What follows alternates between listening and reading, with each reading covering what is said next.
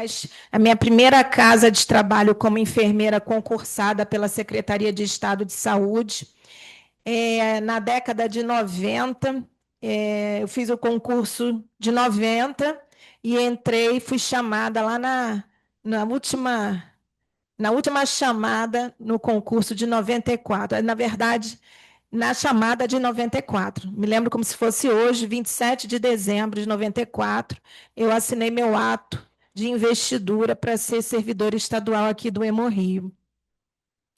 Naquela ocasião, a gente escolhia os lugares que a gente queria trabalhar, eu tinha escolhido a Luz de Castro, enfim. E aí, só que eu fui embora, eu fui morar fora do país, já formada, né?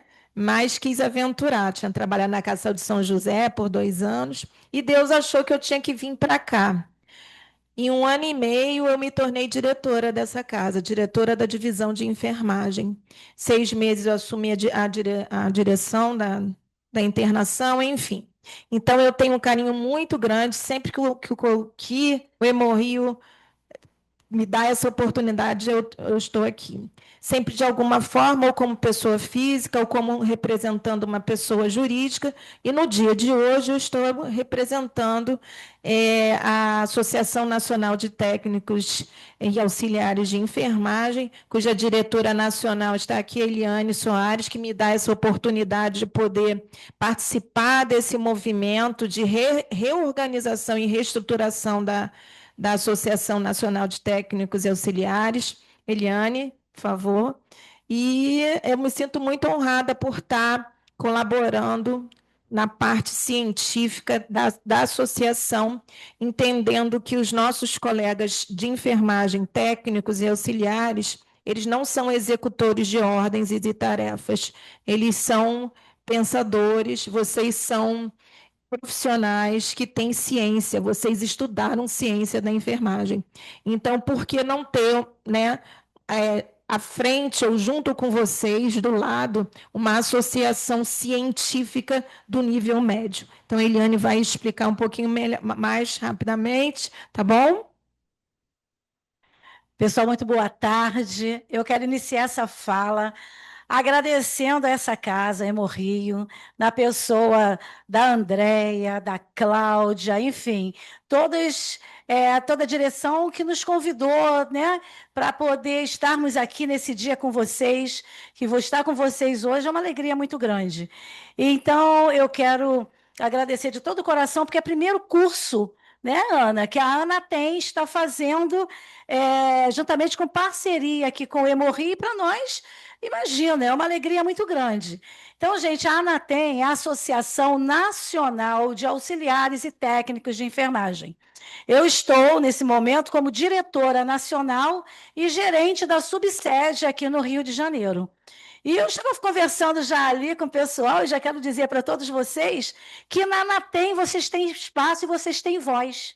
E a gente quer que vocês estejam junto conosco, porque nós precisamos, sabe, como técnicos e auxiliares, estarmos nos espaços.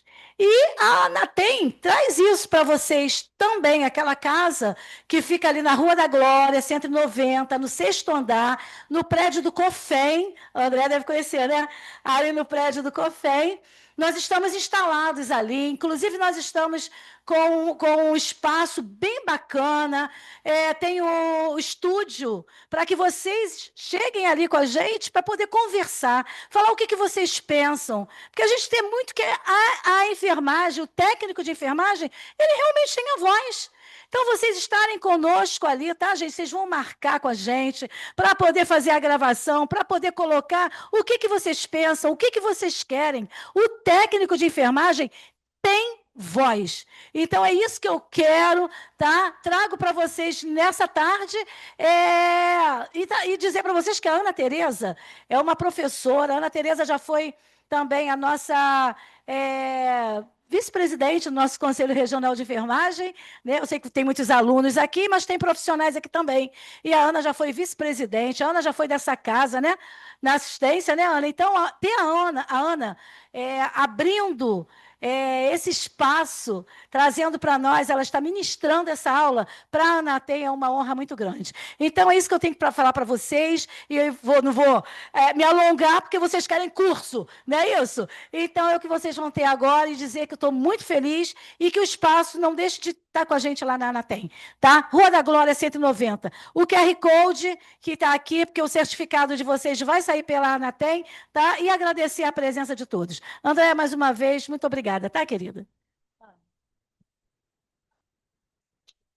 Estudos. Bom, gente, mais uma vez agradecer, né, a presença de todo mundo que está aqui, ou presencialmente ou online. Agradecer o aceite do convite, tanto da Ana Tem, né, quanto da Ana Tereza. Assim, eu acho que é sempre interessante quando a gente pode agregar, né, conhecimentos, trazer o pessoal do Hemorrio junto com a Ana tem alguns cursos aí que vocês oferecem, palestras, coisas de extrema relevância para a enfermagem e que futuramente a gente pretende, né, alinhar essa parceria e trazer, disponibilizar a instituição, o espaço e trazer também para que os nossos colegas, os nossos profissionais daqui possam participar. Tá? Agradeço mais uma vez. Os certificados serão emitidos. Quem se inscreveu hibridamente, né, online, vai receber o do Centro de Estudos, e o daqui, quem está fazendo aqui com QR Code, vai receber o da Anatem. A gente não tinha como fazer um único por conta de questões logísticas da instituição, tá bom? Mas todo mundo vai receber o certificado e receber essa informação do que trabalhou aqui durante essa tarde, tá bom? Então, fiquem com a Ana Tereza agora, que vai dar continuidade ao nosso trabalho da tarde. Obrigada, Andréia, mais uma vez. Em nome aí da Márcia, nossa diretora, gerente de enfermagem, eu agradeço a todos da casa, tá? Bom, gente, é uma conversa, não sei se chata, né? Mas quem me conhece como professora, como colega de trabalho, eu sempre trago, antes de operacionalizar qualquer instrumento, qualquer registro, qualquer escrita dentro do trabalho da enfermagem, eu sempre trago alguns raciocínios. Eu sou pesquisadora em processo de enfermagem, eu gosto de fazer com que nós, técnicos, auxiliares e enfermeiros, nós possamos pensar um pouco fora vamos dizer assim, do chão de fábrica da Toyota, aquilo que é para faça. Balanço hídrico é a coisa mais chata que existe, que é preencher balanço hídrico, né? No início, no fim do plantão, né, como se fala, um vucu-vucu de quem é essa responsabilidade, para que isso serve, e só é para encher, para tomar tempo da assistência, e não. Balanço hídrico, cada vez mais que eu estudo sobre ele, e hoje, por um acaso, hoje não durante esse período eu estudei um pouquinho mais para trazer para o perfil do paciente hemopata, né? Até aprendi um mnemônio, que é o TACO, é uma síndrome, né? Na verdade, é uma complicação volêmica, tá? De quem recebe transfusão sanguínea. E desde 2013, a TACO, ou TACO, é uma ordem da vigilância sanitária que precisa ser notificada. E se vocês, que são técnicos, auxiliares aqui, e enfermeiros, não tiverem noção dessa obrigatoriedade sanitária, nós estamos aí diante de uma negligência, de uma imperícia e de uma imprudência. Então, saber o que a água ou muita água faz no corpo do paciente, ou o que é pouca água faz no corpo de um paciente hemopata, ou um outro paciente que exija, que esteja necessitando ter o controle mais rígido, é uma obrigação fundamental. Se a gente for lembrar, segundo a nossa teórica Wanda Horta, no Brasil, ela é considerada uma teorista, no mundo não, mas na pirâmide de Maslow, o equilíbrio eletrolítico e o controle do que você ingere é algo que precisa ser controlado e é visto como necessidade humana básica. Então, quando você vai elaborar o seu pensamento em coleta de dados, vai abordar um paciente, saber se ele bebeu água, se ele ingeriu líquido, que tipo de líquido ele recebeu no corpo dele e quanto de líquido ele eliminou, é aquele que eu vejo e aquele que eu não vejo, é fundamental. E não é só para quem está internado, porque se a gente não elimina diurese no nosso cotidiano, a gente olha assim, não fiz xixi hoje. O que está havendo? Ou, se eu vejo o meu corpo um pouquinho mais inchado, será eu vou prestar atenção no quê? Na minha eliminação urinária. Então, são coisas que a gente pensa que registrar um balanço hídrico, você bota lá na internet, vamos lá, vamos aprender a botar os números nos lugares certos e fazer a continha certa e saber quem é a responsabilidade. Não é só isso o balanço. Então, a gente traz para vocês essa ideia de que vocês precisam lembrar do que é realizar o registro do balanço hídrico. É controlar, é se responsabilizar pelo equilíbrio de água e eletrólitos, de nutrientes, de elementos vitais ao corpo humano, a todos os sistemas do corpo necessários à manutenção da vida, ou seja, necessários para a base da vida, tá? Esse raciocínio clínico, não tem uma aula que a gente converse que eu não traga o enfermeiro, técnico e auxiliar, porque eu dou aula para graduação, né? E eu oriento professores de cursos técnicos a ensinar os técnicos a raciocinarem o quê? Enfermagem. Raciocinar a doença é com outro profissional. Nós temos que raciocinar o cuidado. E, mais uma vez, lembrando, raciocinar o que eu tenho de água e o que eu elimino de água é um cuidado básico à vida de qualquer pessoa, em qualquer lugar que eu esteja cuidando. E, por último, demonstrar, né, como é que a gente faz esses registros, principalmente de algumas questões bem peculiares do balanço hídrico que não são normalmente faladas. Temos um exercício que eu não sei se vai dar para a gente fazer a dinâmica, mas eu vou deixar aqui porque ali a gente percebe que um simples caso clínico como pode complicar a realização de um balanço hídrico. Bom, olha que coisa, né?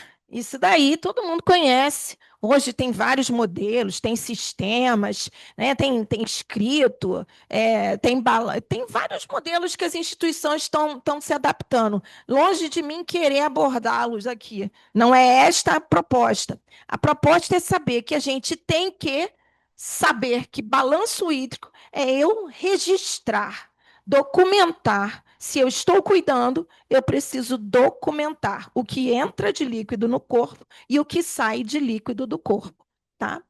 E em qualquer nível de atenção. Na atenção básica, na consulta, eu não pergunto se está bebendo, se está tomando líquidos pelo menos 2 litros por dia, se está eliminando, quantas vezes elimina a diurese nas 24 horas. E, professora, né, quando a gente está ensinando o processo na prática, né, quando eu ensino o acadêmico a fazer consulta, eu pergunto, você perguntou ao paciente quantas vezes ele faz xixi por dia? E como ele elimina essa diurese? E se ele sente atendido a essa vontade? Ah, não, professor, esqueci. Ah, não, alguém falou que eu perguntei, mas sempre diz que sempre fica um pouquinho, porque está sempre fazendo, no caso da mulher, fazendo xixi em pé. Mas no caso do homem também. Eliminar a diurese em pé para o homem também não é o melhor caminho. O homem também precisa fazer o seu relaxamento pélvico para poder eliminar todo o resíduo de diurese, tá? E é muito comum a gente achar a coisa mais esquisita do mundo o homem eliminar a diurese sentado no vaso. E é engraçado isso, né? Mas eu aprendi a respeitar esse posicionamento, que não é um posicionamento né, diferente, porque até nisso a gente costuma ser tendencioso, que quem faz elimina a diurese em pé é homem e mulher é sentado. Não. O correto é realmente eliminar a diurese sentada. Enfim, era o meu marido, meu segundo marido, que eliminava sentava. Era o médico, ele me explicou, Ana, senão eu não elimino tudo. Eu já passo o dia inteiro eliminando diurese em pé, como é que faz? E na minha casa eu quero eliminar diurese sentado. E aí, então, a gente tem aqui o conceito básico, tá? Que balanço hídrico é para controlar o que entra e o que sai, e tem uma ferramenta, é uma ferramenta fundamental para controlar o equilíbrio sistêmico do corpo humano. E aí, mais uma vez, eu também estudando mais um pouquinho, eu fui assistir uma palestra onde o responsável pela palestra, isso em 2014, ele trazia estudos que diziam o seguinte: balanço hídrico precisa ser positivo ou negativo? Balanço hídrico positivo é danoso à vida? É danoso ao sistema renal? É danoso leva a óbito? O que é preciso observar? O que os estudos estão trazendo sobre a eliminação de diurese ou, literalmente, balanço hídrico positivo? Quanto que ele significa, qual é o impacto dele na saúde renal e na vida da pessoa? Um balanço hídrico positivo é realmente um biomarcador? Quem sabe o que é biomarcador? Pode ser considerado um biomarcador? Sabe o que é? Biomarcador não é só enzima, só nutriente, vitamina que está baixa. Biomarcador é tudo aquilo que marca o que tem de biológico que precisa ser monitorado. Então, eles trazem aí uma pergunta: balanço hídrico pode ser considerado um biomarcador? Então, nesse compasso, a gente chega aqui com os objetivos que é para que precisa regular aí rigidamente o controle de todos os líquidos venosos, líquidos orais, líquidos parenterais, né, que são administrados, e os líquidos que são eliminados por vias naturais ou por alguma via, alguma tecnologia implantada no corpo daquele paciente, como drenos, tá? E o que a gente tem é que as pessoas têm muitas dúvidas. Colocam o dreno de Penrose eu tenho que colocar no balanço? Outra dúvida, faço balanço diferenciado de hemo, aqui então que vocês trabalham com a parte de transfusão, como é que eu lanço albumina? Como que eu lanço concentrado de hemácias, de plaquetas? Faço um balanço separado? Há correntes, inclusive, que orientam, por exemplo, em terapia intensiva voltada para pacientes que são submetidos a procedimentos hemodinâmicos, né, de cirurgias cardíacas, que tem circulação extracorpórea. Imagina aprender a fazer um balanço hídrico de um paciente que é submetido a uma cirurgia cardíaca. né? Eu fico imaginando a complexidade desse balanço hídrico durante a cirurgia e no pós-operatório dessa cirurgia, que inclusive é trazido que aqui, nessas primeiras 6 horas de um pós-operatório, cardíaco ou não, é o momento que mais você tem retenção hídrica e descompensação hemodinâmica, choque e morte, tá? Então, olha aí o biomarcador. Um balanço hídrico ser um biomarcador preditivo de óbito nas primeiras 6 horas de pós-operatório. Bom, e aí, por que será que água é tão importante no corpo de uma pessoa? Gente, está aqui escrito, tá? Água representa de 60, deixa eu pegar isso aqui, de 60 a 70% de um peso corporal. Num adulto de 70 quilos, essa fração aí seria mais ou menos de 35 a 42 litros de água por dia. Vocês imaginam, lembra do caso da menina que ficou sentada lá no vulcão, na parede do vulcão? Imagina aquela menina sem beber água. Se um drone, em vez de filmá-la, tivesse levado água, talvez ela estivesse viva.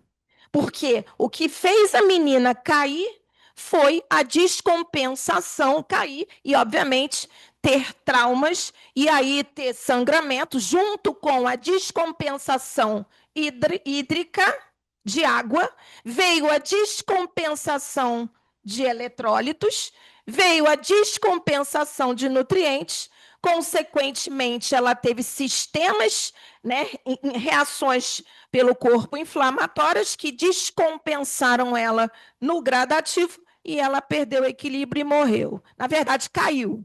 Ao cair, teve o quê? Traumas. Ao ter traumas, teve sangramento, mais um elemento que levou a perdas de líquido. Então, a menina, se um drone tivesse levado um vidro de água, eu costumo dizer, talvez a moça tivesse viva até o dia de hoje.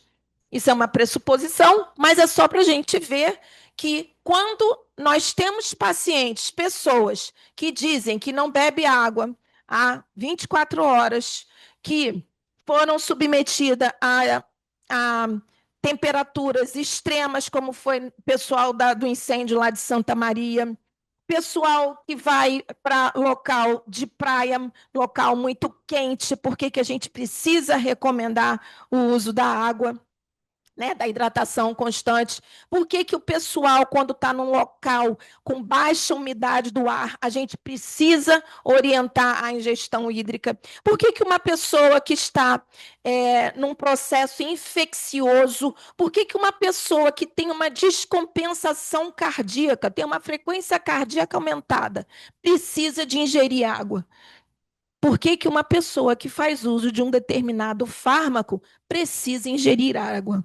Então, olha só, água, só água. A água dá vida. E a água também traz a morte, né?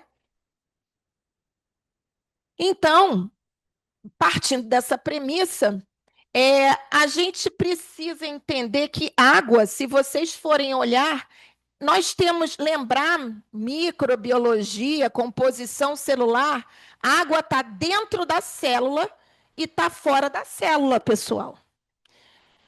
Eu posso ter um aumento de água intracelular, como também posso ter um aumento de água extracelular. Em ambos os casos, eu tenho desequilíbrio. Então, observem, raciocinem os universos para você imaginar o que é compensar hidricamente uma pessoa.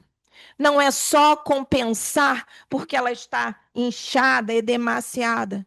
Ali, para chegar a ter uma alteração do sistema tegumentar, você imagina a quantidade de células que estão com descompensação de água dentro delas. Então, começa intracelular. Obviamente que pode começar extra, mas é só pensar que um leva o outro leva um. Só que junto com a água, a gente tem tudo. a gente tem eletrólitos, a gente tem elementos que fazem o corpo funcionar, como nutrientes, hormônios. Vocês imaginam? Água, ela pertence dentro desse universo aquoso, quantos elementos que, se estiverem em desequilíbrio, por conta do desequilíbrio da água, quanto de desequilíbrio que ele vai trazer para todos os sistemas. Olha que situação. Bom, tem uma situação aqui que é importante vocês pensarem, tá? Na mulher, a gente tem aí em torno de 60%, e no idoso isso já cai para 50%. Só que eu já tenho fisiologicamente aquilo que eu falo quando eu ensino o processo de enfermagem, o sexo, os extremos de idade, você já tem alteração só por ele ser idoso. O idoso precisa ter um olhar mais atencioso para o processo do equilíbrio da água, do controle da água? Sim. A mulher precisa ter um olhar mais atencioso para o controle da água? Sim.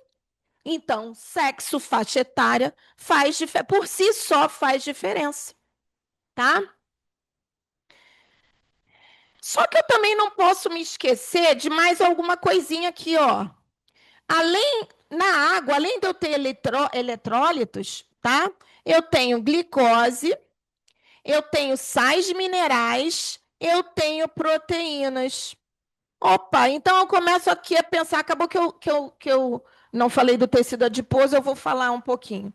Então, aqui, se eu tiver um diabético, nós que trabalhamos, vocês que trabalham aqui no Hemorrio, que lidam com um paciente hemopata, além da doença, do distúrbio hematológico, essa pessoa é mulher, essa pessoa é idosa e ela tem diabetes. Olha quantas condições ou comorbidades que eu tenho que raciocinar.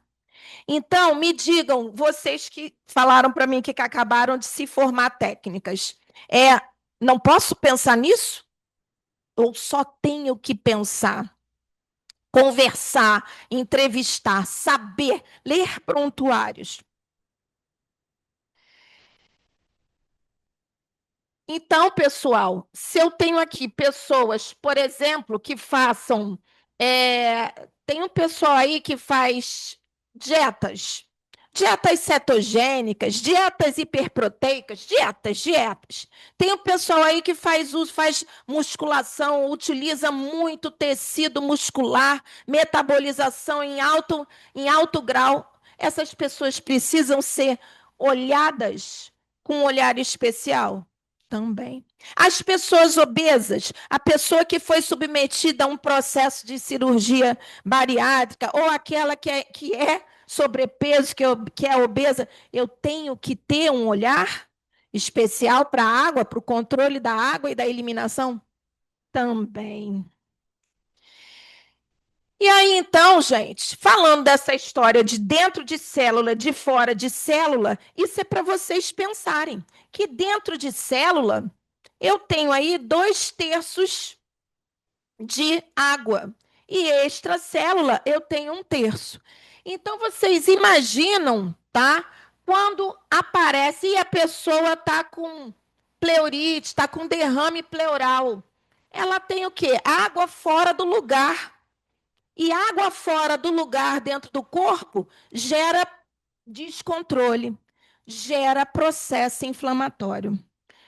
Tá? Então, se eu tenho um abdômen distendido, tem alguém ali com um processo, uma mulher com uma doença pélvica, e ela tem uma distensão abdominal, apareceu água. Você faz a propedêutica dela e você, literalmente, você palpa, você tem sinais, né? Sinais positivos para a presença de líquido fora de dentro da célula, líquidos fora do lugar. Transcelular seria aquele líquido que a gente tem aí, ó, no céfalo raquidiano, peritônio, sinovial, água. Mais uma vez, água. E aí, então, quando a gente começa a não a ter um paciente que começa a ser pedido, deixa eu pedir uma ressonância, deixa eu fazer um pedido de um exame de uma creatinina, de uma diurese de 24 horas, deixa eu ver os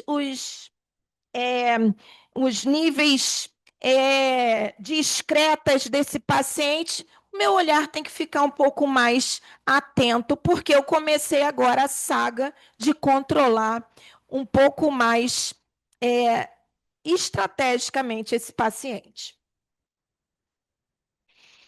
Só que água, a gente tem aí controle de volume, é o mais simples. A gente tem que controlar a osmolaridade, que é a concentração, e a gente também controla a composição, assim como controla o seu grau de acidez, que é o pH. Tudo isso, professora, isso aí. Por quê? Porque, literalmente, quando eu posso estar aparentemente com a água normal, mas eu não tenho a concentração dessa água, desse líquido intra ou extracelular adequado. Eu não tenho um pH adequado e eu não tenho composição de eletrólitos adequada. Tudo isso na água. E aí, quando eu vejo alguém eliminando demais ou eliminando de menos, o que eu percebo? Que ele tem ali um descontrole de cátions, cloro, potássio, cálcio, magnésio, tá? Que são elementos que geram, por exemplo, o batimento cardíaco. É o marca-passo cardíaco. Então, uma pessoa com descontrole de água pode ter uma alteração de frequência cardíaca, de ejeção cardíaca? Claro, é sinal disso também, tá? Bom, e aí então a água tem aí como principais processos de trabalho transporte ativo, difusão, osmose e filtração. Manter o equilíbrio de todos esses elementos nos compartimentos corporais. E aí, então, gente, se eu não tenho água adequada, se eu não tenho água equilibrada, eu não tenho elétrons adequados, eu não tenho, por exemplo, a bomba de sódio e potássio adequada funcionando aí no coração. E aqui é só um desenho mesmo para vocês perceberem o que é de dentro, né, a parte de interstício e extraintesticial. Ou seja, compreender isso não é o meu objetivo, mas equilibrar a água significa equilibrar todo esse universo de dentro e fora das células. Então, homeostase de líquidos, né? Organização desses líquidos, ou equilíbrio de hídricos. Então, veja bem, quando eu mensuro números, eu gero um procedimento, um processo de homeostase, de conhecimento para quem? Para a equipe de saúde, de quanto que há de homeostase entre o que é ingerido, o que é distribuído e o que é eliminado, tá? E aí a gente tem, dentro da urina, suor e outras perdas, a gente tem aí uma necessidade de fazer uma avaliação.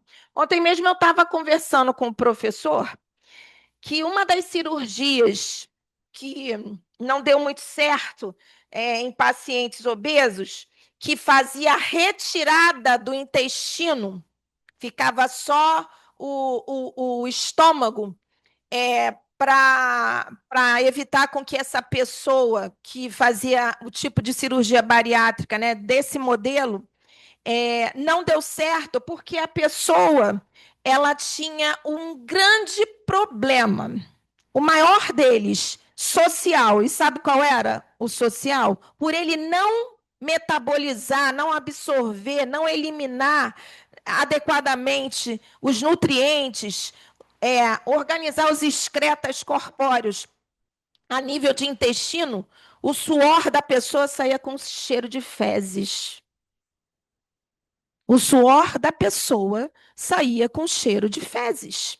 A urina tinha cheiro de fezes. A pessoa, literalmente, hálito com cheiro de fezes. Não, pararam o processo, tá? Bom, a gente sabe que a principal via é a oral para a gente receber, né? Média diária aí de 2.300, variável aí por hábitos.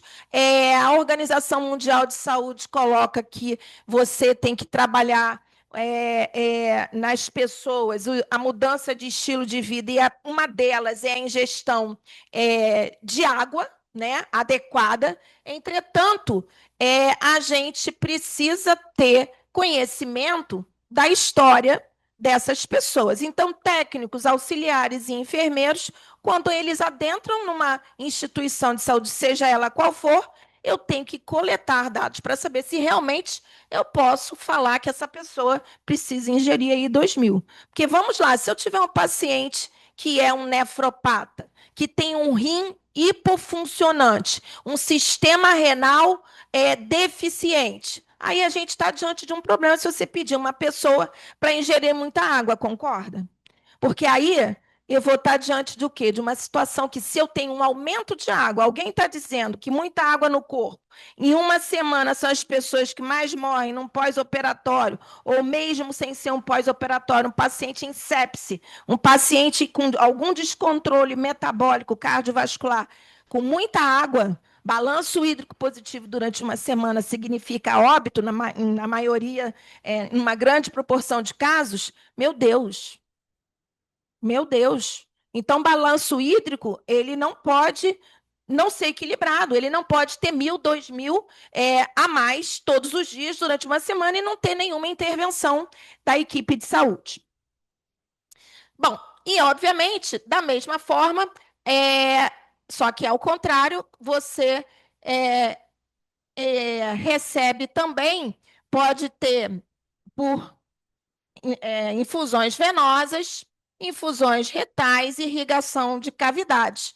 E aí, mais uma vez, se você faz quando você tem um paciente que fez uma cirurgia de próstata e você precisa irrigar aquele local para drenar coágulos, drenar o que precisa estimular ali o funcionamento, limpar mesmo, você entra com soro e você sai com soro. Então, esse número, esse valor que entra, ele precisa sair e ter somado o que saiu a mais.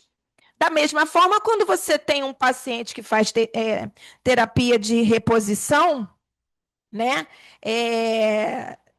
O pessoal que faz diálise, você sabe que ele drenou 2.000, mas você também tem que saber quanto que entrou nele. Bom, e um dos sinais simples que nós controlamos enquanto enquanto assistimos nossos pacientes, são os locais, né? Vamos dizer assim, a função corpórea onde tem os osmoreceptores, que detectam aí a osmolaridade plasmática daquele líquido, onde tem aí baroreceptores, que detectam aí volume de água, né, volume sanguíneo, angiotensinas, que estimulam aí a sede. Então, se eu tenho aqui alguém com problema, com tumor de tireoide, de hipófise, alguém que tem um trauma, está regulando a necessidade de água? Uma pessoa com trauma? Não. Né? Então, mais uma vez, a gente tem aqui que avaliar essa condição, essa história, esse cenário desse paciente, porque olha aqui, os hormônios também entrando nesse, vamos dizer assim, nesse sinal de que a sede é aquele, vamos dizer, um grande marcador de que eu estou precisando de equilibrar a água. E aí o hipotálamo tendo aí como controle central. E, obviamente, os fatores sociais. Se a pessoa tem hábito de correr, de suar muito, ela vai sentir vontade de beber água. O corpo dela vai sinalizar que ela precisa de mais água. Tá?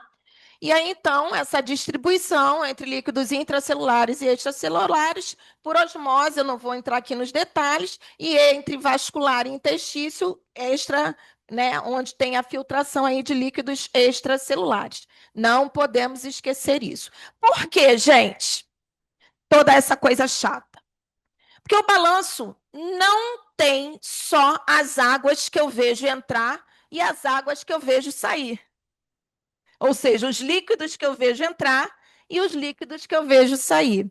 As perdas insensíveis têm sido causa de grandes erros de medicação, de terapia, tá? De condutas terapêuticas, de estimativas de perdas básicas, vamos dizer assim, padrão, que não pode ser considerado para todos os tipos de pacientes igual, perdas insensíveis, o que o paciente sua, o que o paciente, se ele está com uma frequência respiratória a mais, ele está eliminando mais água. Se ele está com febre, ele está eliminando mais água. Por que tem, então, né, aqueles sinais vitais? Sempre me perguntavam isso, quando eu era enfermeira de enfermaria. E eu não sabia, eu não tinha, assim, um raciocínio tão rápido na enfermagem, e nem tenho ainda, a gente continua, né, desenvolvendo. Mas isso é óbvio, se eu estou com o meu corpo, a minha temperatura basal, o normal, é 37, se eu estou com 38, obviamente, eu vou precisar de mais água, porque o equilíbrio não tá bom. A frequência respiratória, quando eu exercito mais, tenho mais esforço respiratório, na respiração eu elimino água, portanto, eu elimino mais água se eu tiver uma frequência mais elevada. Se eu tiver um paciente taquidispneico, eu vou ter mais eliminação de água. E aí, junto com a água, eu tenho também, olha, suor tem sódio. Então, aumenta a perda. O sódio, tudo que você mede, coloca o sódio aí, ele carrega mais água com ele, porque ele precisa da água para sair do corpo.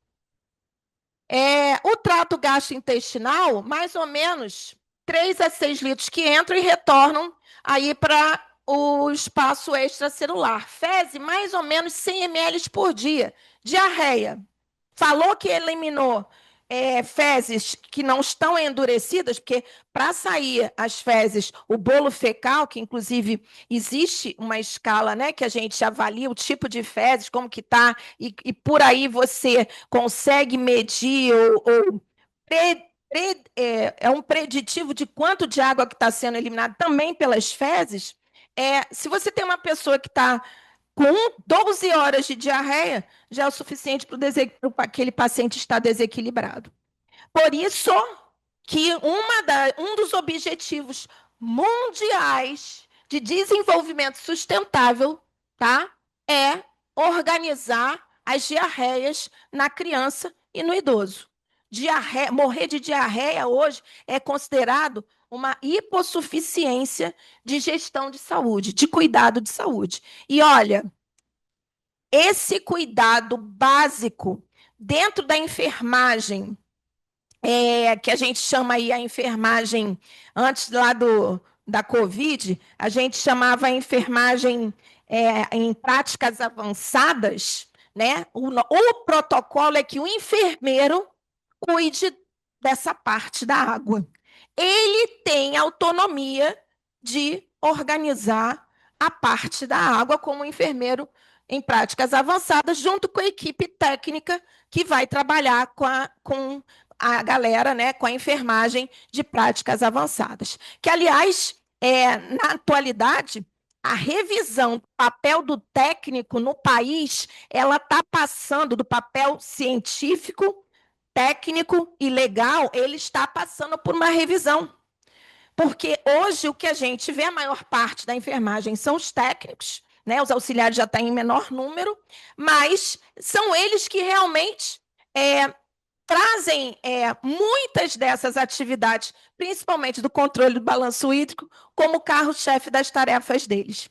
Tá? E não tem parecer algum contrário no sistema COFEM-COREM de que o técnico não possa registrar e fechar balanço hídrico, por incrível que pareça. Não tem. Pelo contrário, tem parecer positivo para isso. Tá? É óbvio que, conjugado com balanço hídrico, você tem assistência ao paciente de alta complexidade, que é privativo do enfermeiro. E aí, o enfermeiro tem que organizar, junto à instituição, um protocolo de que ele, juntamente com a equipe dele, treinada, capacitada, eles têm um protocolo de como preencher, de como organizar o registro do balanço hídrico. Fato é que, se não registrar adequadamente, estarão todos envolvidos por negligência, imperícia e imprudência lá nos processos éticos do COREM. O rim. Por que eu tenho ido buscar um pouquinho aqui, para me aprofundar um pouquinho mais aí nesse órgão e nesse sistema, que é impressionante como que o nefrologista, ou olhar o rim, parece ser a última coisa que no cotidiano da pessoa com vida, né, saudável, ele olha.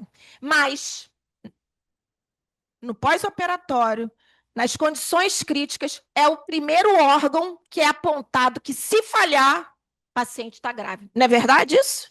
Falhou o rim, acabou. Continua funcionando o cérebro, continua o coração, mas o rim falhou, pode prever que os próximos chegarão. Então, o rim parece ser o cara que é o detector de situação grave. Bom, e aí, então, aqui a gente tem a questão como a regulação aí hormonal acontece no hipotálamo. Se eu tenho, e com essa questão da organização do hipotálamo liberado aí pela hipófise, né, no caso dos hormônios, essa reabsorção aí é lembrar mesmo que vocês aprenderam lá atrás aonde que se recebe, o que cada parte do rim faz com a água. É só você lembrar para que serve a furosemida, para que serve o hidroclorotiazida. Quando você estudou farmacologia, aonde cada um deles funciona, né? Para poder fazer um aumento de liberação de água, porque tá com retenção por alguma desregulação, e aonde que ele vai ter um aumento de liberação dessa água, né? Se for ascendente, transverso, descendente, vai ter mais liberação do íon tal, do cátion tal, e o que significa? Da maior carga cardíaca, a outra da menor carga cardíaca, a outra, e por aí vai. Então, saber a diferença de uma furosemida para uma hidrocloro, isso é fundamental, entrar aqui com os saberes da farmaco dentro do funcionamento aí do que o rim organiza na água do paciente. Então, se eu fiz, só para vocês saberem, se eu fiz uma furosemida às 12 horas no paciente e eu percebi que esse paciente não eliminou, em quanto tempo que é o tempo de ação dessa furosemida? É imediato? 20 minutos? 30 minutos? Se ele não teve despreza, né? Não teve eliminação de diurese, eu tenho um problema que está caminhando para pior aí. Um problema ser um pouco mais grave. Já a hidroclorotiazida, como é que funciona? A hora que ele recebe, está lá escrito hidrocloro. Por isso que quando medicação no balanço. Mas que medicação? Qual medicação? Então, mais uma vez, as instituições precisam ter os seus protocolos para dizer que medicações que estão sendo colocadas dentro naquele registro do balanço hídrico, porque elas podem ou não, ou, aliás, interferir, sim, no processo de eliminação. Bom, aqui só uma situação. Se o álcool ele diminui aí a produção hormonal, eu tenho aí uma eliminação maior de urina, ou seja, eu tenho um processo de desidratação. Por isso que a gente tem aí, se eu tenho uma pessoa que tem uma condição crônica, uma hipertensão, diabetes, uma doença tumoral, um câncer, se ele entra com álcool, ele já está com seu processo de organização de água alterado, e se ele ainda continua fazendo uso do álcool, a gente tem aí um problema maior. Então, trabalhar essa situação do álcool é importantíssimo, tá? Aqui é a mesma coisa em relação à parte de hormônios, né? A renina, angiotensina, a aldosterona, e você tendo aí pessoas com traumas ou vendo aí, fazendo, por exemplo, tendo sinais de vasoconstricção, tendo sinais de que estou com a suprarrenal alterada, está aqui o motivo que vocês vão estar vendo, fazendo a relação com a água, tá? E a mesma coisa aqui com peptídeo natriurético atrial, que é liberado também pelos átrios cardíacos. Então, você tem aí alteração de batimentos, alteração de excreção de eletrólitos na urina. Só para a gente mostrar. E aí, aqui, eu trouxe esse quadro porque se eu tenho alteração de eletrólitos, por conta do desequilíbrio de água, eu tenho desequilíbrio de eletrólitos. Olha aqui o papel da nutrição, tá? Dentro desse trabalho que eu vou ter com o paciente que está precisando ter um controle de água ingerida e eliminada. E aí, gente, quando eu tenho se aceitou ou não o suco de fruta X, se aceitou ou não a sopa do tal alimento, se aceitou ou não a papinha, eu tenho aqui não só a reposição de água, mas a reposição de elétrons, né, de eletrólitos e nutrientes. E aí, então, esses desequilíbrios acontecem quando ocorre a digestão ou débito hídrico alterado por doenças, medicamentos ou outros fatores, tá bom? E aí os tipos, normalmente, de desequilíbrio hídrico são de volume, a quantidade de líquido no compartimento extracelular, ou pela osmolaridade, que é a concentração de líquidos alteradas. Ou pode acontecer isolados, ou pode acontecer juntos, tá? E aí, então, se eu tenho déficit, eu tenho a hipovolemia, e se eu tenho excesso, eu tenho o que se chama de hipervolemia. Quando eu tenho aí desequilíbrios da osmolaridade, eu tenho os desequilíbrios dos elétrons, né, dos eletrólitos. Hipernatremia aumenta sal, diminui água. Hiponatremia aumenta a água e diminui sal. Então, o que eu tenho de desidratação clínica. Normalmente, aí, essa desidratação clínica, causada por diarreia, distúrbios endócrinos, medicamentos, ingestão aí por exemplo, de sucos, de alimentos com excesso de sódio, ou déficit de eletrólitos, também causado aí por ingestão ou baixo débito desses eletrólitos sendo desviado para as células do sistema ósseo. Os distúrbios de potássio, a mesma coisa, os distúrbios do cálcio e do magnésio. Está aqui só mais para a gente poder verificando que esses distúrbios também fazem com que o corpo se descompense, tudo por conta aí da alteração da água. Tá? Então, aqui eu vou só passar. E aí, no caso da enfermagem, o que a gente precisa estar fazendo? Avaliação completa e crítica, claro, eu acabei de falar um monte de coisa aqui que, meu Deus, eu nunca pensei que controlar balanço hídrico eu precisaria fazer todas esses raciocínios, essas análises. Então, o enfermeiro, o técnico e o auxiliar não pode jamais dar bom dia e começar, olha aqui, toma seu remédio. Aí vai lá e anota os 10 ml que ele deu com um copinho de água, aquele comprimido. Ele não pode jamais chegar com um soro fisiológico com eletrólitos e instalar sem ele saber para que ele está fazendo aquela administração daquela solução endovenosa com acréscimos de sódio, potássio, que você aprendeu na escola. Pessoal, enfermeiro, aprende a fazer o cálculo e vocês também no técnico aprenderam a fazer o cálculo, né? Sabem, precisam fazer aí as transformações, desculpe, precisam saber fazer, inclusive, cálculos de gotejamento, porque dentro desse processo de reorganização de água e de eletrólitos, você precisa saber controlar quanto que vai ser reposto, reorganizado dentro de um determinado período de tempo e onde, via oral, endovenosa periférica, endovenosa profunda, na pele. Tem muito disso, né? O pessoal, outro dia estava me perguntando, professora, as hidratações que a gente faz, né, com a hipodermóclise, né, elas são também consideradas no balanço hídrico? Sim.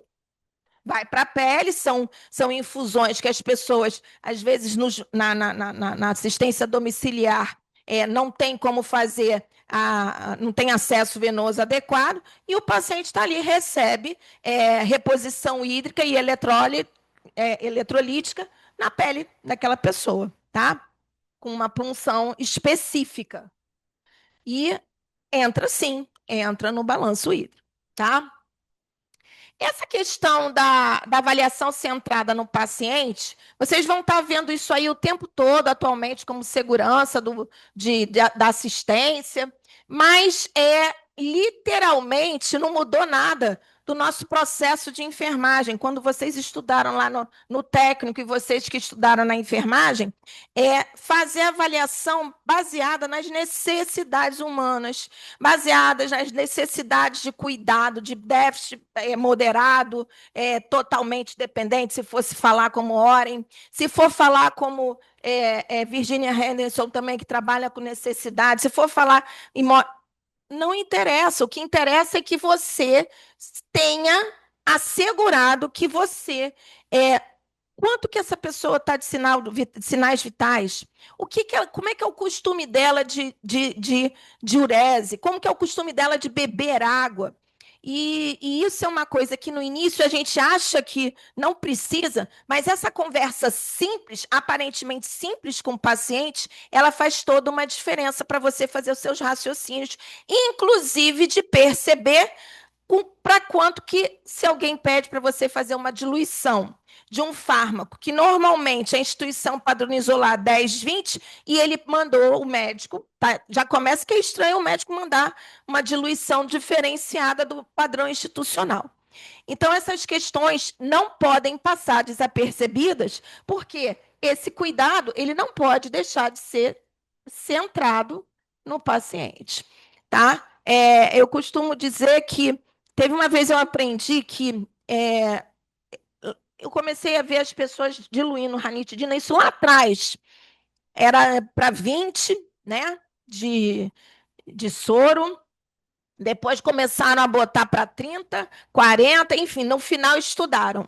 Descobriram que a ranitidina realmente gerava alterações de água sistêmicas que geravam ali a cefaleia. E detectou-se que a ranitidina, infundindo, né, gotejando em 30 minutos, em 50 ml de água, se fosse possível para aquele paciente, o paciente não tinha queixa de cefaleia. Então, são aquelas questões que, por exemplo, recentemente, lá na escola, eu passei por uma experiência interessante, que mudou recentemente a forma de se medir a sonda nasoenteral para você poder fazer a introdução, né? Fazer a introdução da sonda. E aí até tem um nome engraçado, ECHU, ear, xifoide e umbilicus, né? E aí o pessoal ainda começou fazendo lóbulo de ponta de nariz, lóbulo de orelha, apêndice tifoide, mais 10 centímetros. E, na verdade, mudou essa técnica agora. Por quê? Alguns anos atrás, uma enfermeira começou a mostrar que passar sonda nasoenteral podia passar direto, sem você esperar migrar. Você pode passar direto para a porção transpilórica se você fizer essa mensuração adequadamente e tiver alguns cuidados de enfermagem. E comprovou que deu tudo certo, e com isso começava-se a alimentação e a reposição de água e de nutrientes para esse paciente. Tá? A idade, obviamente, eu já falei que aumenta os riscos, o ambiente, a nutrição dessas pessoas, o estilo de vida e os medicamentos também, eles fazem aí um papel importante. Se é um paciente de cirurgia, no caso, faz alteração hormonal, com distúrbios aí hidroeletrolíticos importantíssimos, o gastrointestinal, com os vômitos e as diarreias, com déficit de líquido extracelular, com hipernatremia. Olha aqui porque que eu tenho que saber o controle desses elementos, né? Podendo aí gerar alcalose e acidose. O trauma, doenças agudas, queimaduras, DPOC, trauma, doença renal e as doenças crônicas.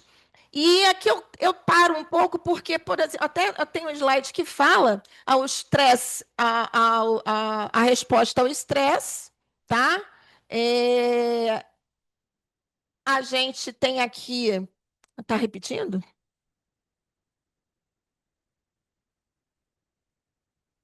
Aqui, no caso dos medicamentos, eu não vou me deter, mas eu trago aqui, olha,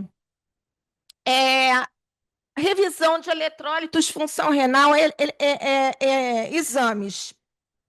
Teve uma vez que eu vivi uma experiência em que um paciente de 20 e poucos anos, foi uma vez o histórico dele, foi na emergência, foi uma vez, aí voltou a segunda, era um paciente de dengue. Aí os resultados de exame vinham, e a enfermagem não via os resultados de exame.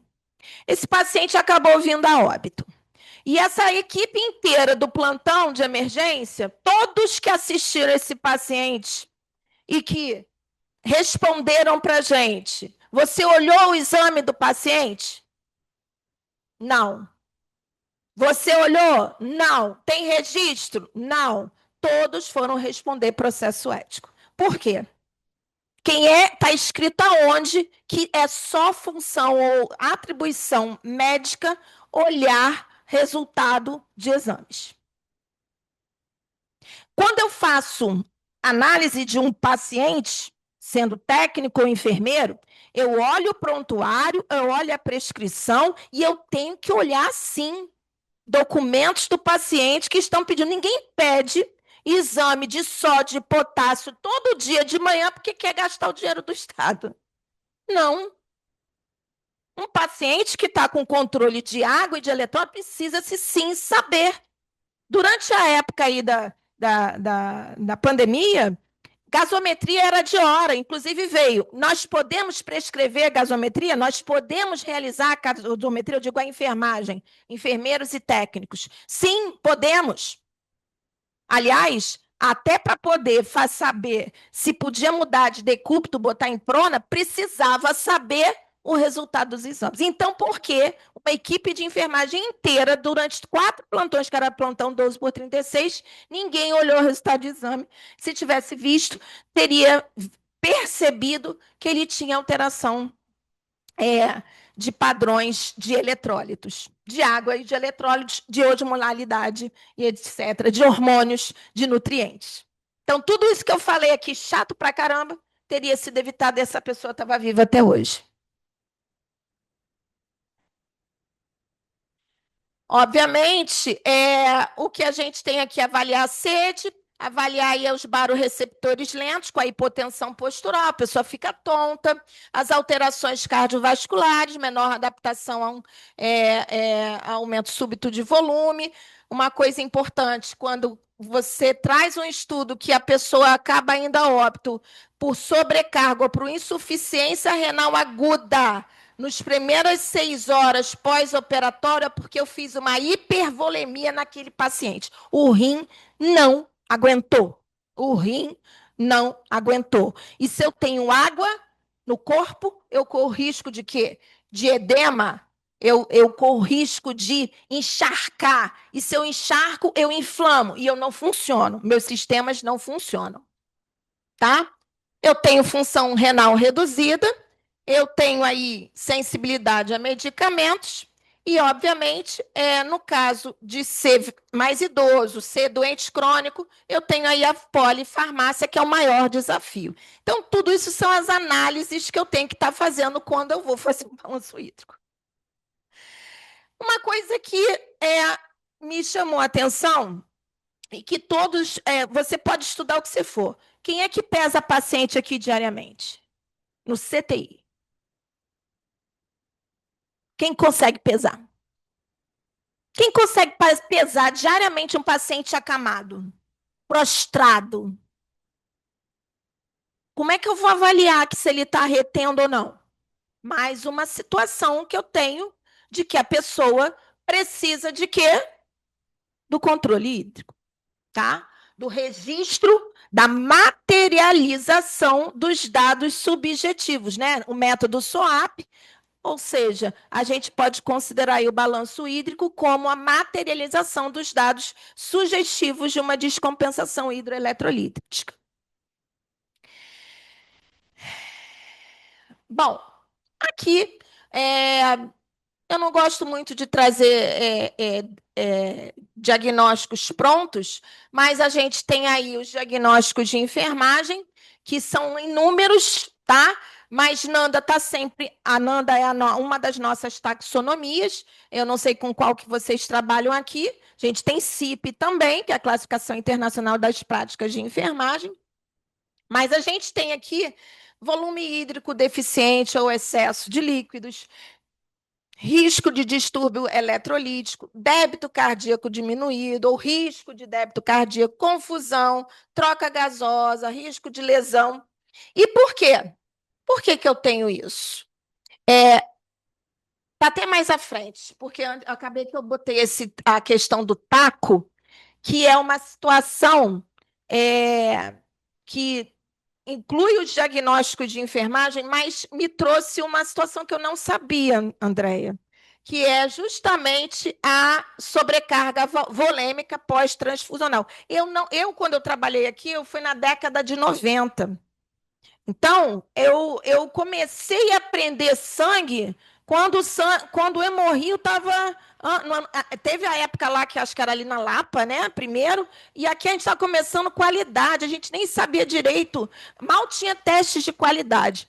E agora, em 2013, não, há 12 anos atrás, já tem uma nota técnica que eu procurei, não vi nada mais novo, tá? Sobre o tal do Transfusion Associated Circulatory Overload.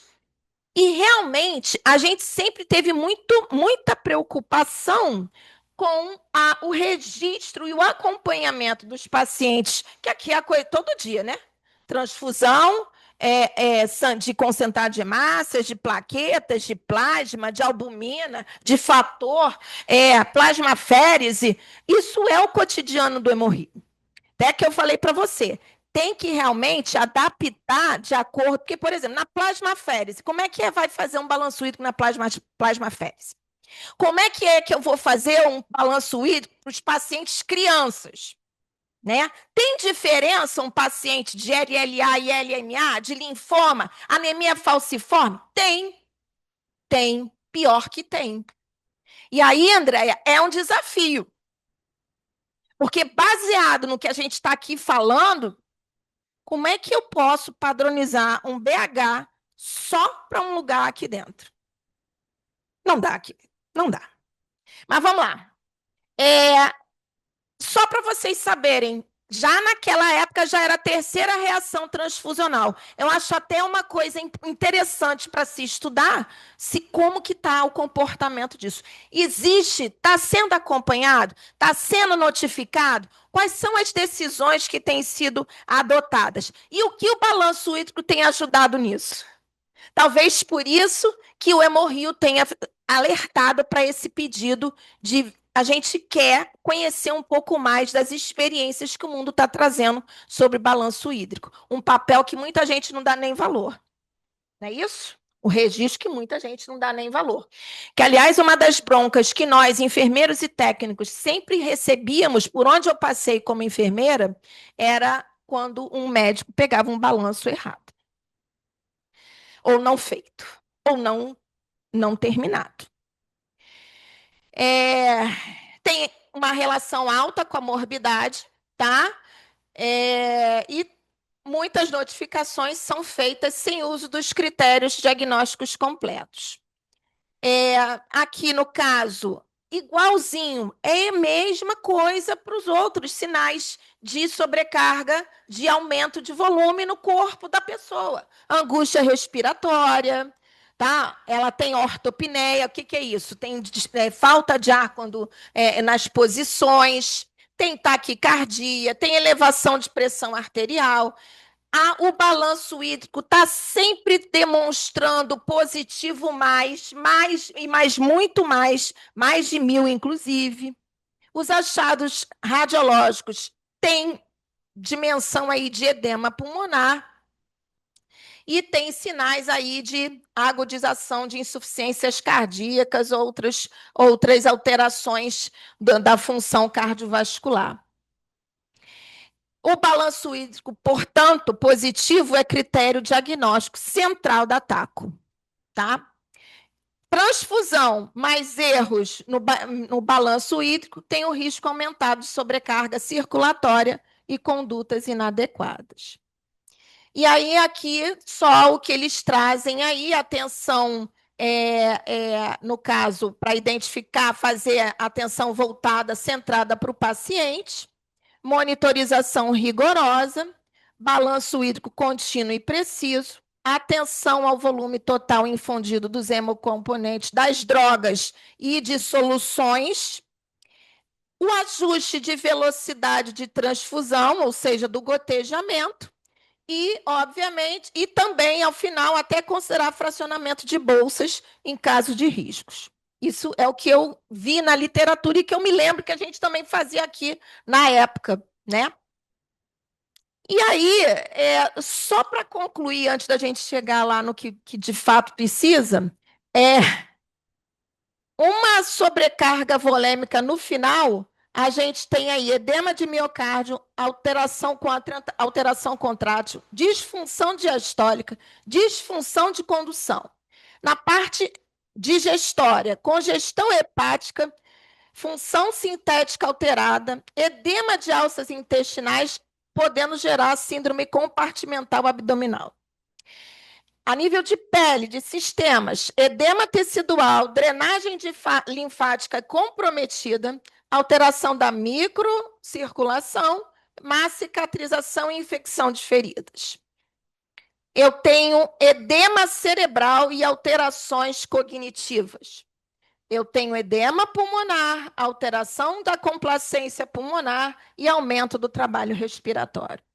Eu tenho aumento da pressão venosa renal, edema intersticial renal, uremia e retenção hidrossalina. Tudo isso que a água, muita água no corpo, vai gerar a liberação de citocinas inflamatórias. Água. E aí, então, aqui a gente deixa algumas orientações. Normalmente, é do enfermeiro técnico e do auxiliar, né, a responsabilidade. Tem hospitais, instituições que colocam o enfermeiro para gerenciar, porque é obrigação do enfermeiro o gerenciamento do paciente grave, tá? Mais ou menos de água geral, que a gente tem água livre ingerida, de 1.200 a 1.500, Água em alimentos, por isso que é importante anotar se aceitou ou não a alimentação, de 700 a 1.000, e as águas endógenas, resultantes aí das organizações celulares, de 200 a 400.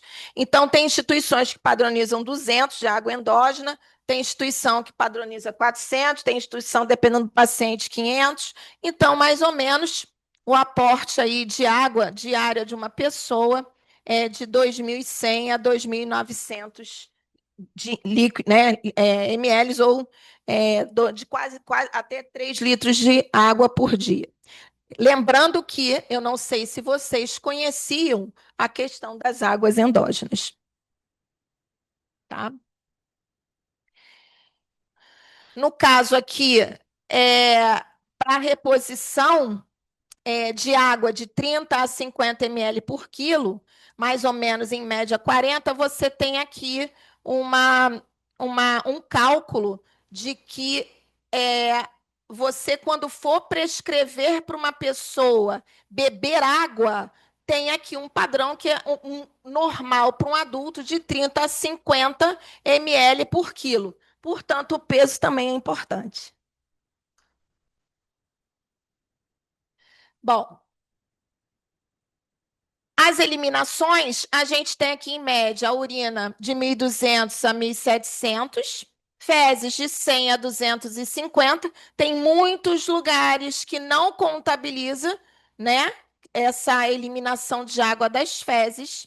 A perspiração, né, de 100 a 250. Então, imagina aqueles pacientes que estão internados lá nos setores sem ar-condicionado. E existe um motivo, inclusive, por que a gente tem um centro cirúrgico gélido. Precisa não ter o problema de aumento de eliminação de água por conta de lugar sem temperatura adequada. A pele perde de 350 a 400 e a vaporização pulmonar de 350 a 400. Em média, olha só, 2.100, 2.900. É um equilíbrio. Se eu recebo de 2.100 a 2.900, eu também elimino de 2.100 a 2.900. Mas se eu tenho aqui um volume, uma frequência respiratória alterada, eu vou ter isso aqui aumentado. Se eu tenho aqui exercício físico, um corredor, eu vou ter isso aqui alterado. Se eu tenho uma pessoa com esforço pulmonar, eu tenho isso daqui alterado. Se eu tenho uma pessoa com retenção ou tomando diurético, eu tenho isso aqui alterado. Se eu tenho uma pessoa com diarreia, eu tenho isso aqui alterado. Tá? Bom, e aí, então, aqui alguns fatores de déficit, né? A gente pode falar inanição, dificuldade de ingesta hídrica, vômito, então são alguns dados que a gente coleta. No balanço é todo líquido ingerido, ingesta. Lascas de gelo também, quando você vai calcular o líquido das lascas de gelo, você calcula metade. Quando é o líquido, é todo o líquido. Quando é lasca de gelo, é metade do volume congelado. Gelatinas, sorvetes, cereais cozidos, cremes, né, finos, sopas, você também quantifica. As infusões endovenosas, quantifica pelo número de gramas, tá? Líquidos por sondas e as irrigações. Na eliminação, urina, se o paciente vomitou, se teve perda sanguínea, se teve drenagem de feridas, se teve irrigações aspiradas, fezes, os aspectos, considerando os aspectos, e aí então você vai fazer aqui o parâmetro de conversão de 0,47 kg igual a 475 ml. No caso de sonda, deve ser anotado o volume administrado, incluindo o caso de ser desprezado, parte desse volume. Por exemplo, se estava prescrito 200 e foi infundido 150 na bomba infusora, o paciente, você desprezou 50. E aqui eu paro, por quê? Porque quando você faz diluição, hemoconcentração, quando você faz um cálculo de gotejamento, é comum você botar lá tantas gotas por minuto, tantos ml por minuto, né, na bomba infusora, mas você tem uma série de orientações. Se vai para exame, tem que parar a infusão. Se vai mobilizar no leito, suspende também para a infusão. Se vai transportar, para a infusão. Aí, no final do dia, aquela dieta que era para entrar 2.000 ml, entrou 6 horas da manhã, ainda tem 1.000 e faltam 500 ml. O que vocês precisam lembrar? Entrou menos 500 de água e menos 500 gramas de nutriente que estava naquelas 500 ml. Então, faltar essa coisa do transporte é uma outra situação que a gente até tem aqui algumas colocações sobre padronização de transporte. E ter realmente cautela, os técnicos, enfermeiros e auxiliares, ter cautela no que... deixa eu jogar fora, vou tirar aqui o soro, está terminando, vou botar o próximo soro para poder infundir. Pensa sempre, eu escutei também desse doutor amigo meu, eu estou cuidando de quem? Do amor de alguém, não estou? A gente está vendo tanta coisa sobre água, se eu deixei de infundir 200 ml, o que significa? Menos 200 ml de água e de elementos fundamentais para a vida daquela pessoa, que no final de uma semana pode representar a vida. Cada 200 numa etapa de 6 em 6 horas significa 800 no dia. Isso é muito grave. Isso é sério. E aí, qual é a conduta? O que a gente deve fazer numa situação dessas? Faz a reposição, a reprogramação, aí é que entra o papel do enfermeiro. Eu sempre falo isso para os alunos. Nós, enfermeiros, junto com a equipe técnica, está no protocolo parar para dar banho? Porque tem que parar de infundir dieta. O sangue também, eu não sei como é que está o protocolo, mas também tem, ou você não mexe no paciente naquele momento, ou você tem protocolos específicos com recomendações padrão para cada setor. Mas o que é importante é que você saiba que os intervalos, que os intervalos de infusão significam não ter água e não ter elementos. Elementos fundamentais para o funcionamento do sistema corpóreo. Tá? Então, você chegar de manhã às 6 horas, passar um balanço com 500 de transporte, eu acho que tem que ser revisto, na minha opinião. Sempre fui muito crítica com isso, com a equipe de enfermagem. No caso do paciente de diálise, fala-se para pesar o paciente diariamente, antes e após a diálise. Esse paciente, ele anda, faz parte do protocolo. O pesar o paciente é uma coisa que não se incomodam tanto. Mas se o paciente anda, gente, por que não incluir como uma função complementar? O peso está lá, e coloca lá o espaço do peso no balanço como e bota um item. Pesar é importante, bota um sinal de alerta vermelho ali, quando for ensinar a preencher, porque o peso faz diferença. Se for possível, obviamente, né? No caso aqui, então, as nutrições parenterais da mesma forma, tá? E no campo de EV, todas as infusões de bolsas, né, de soluções, medicações endovenosas. No caso das dietas enteral, tem um espaço para dieta enteral. Para diurese, você pode fazer diurese horária. No caso de paciente de CTI, você tem um padrão de avaliação.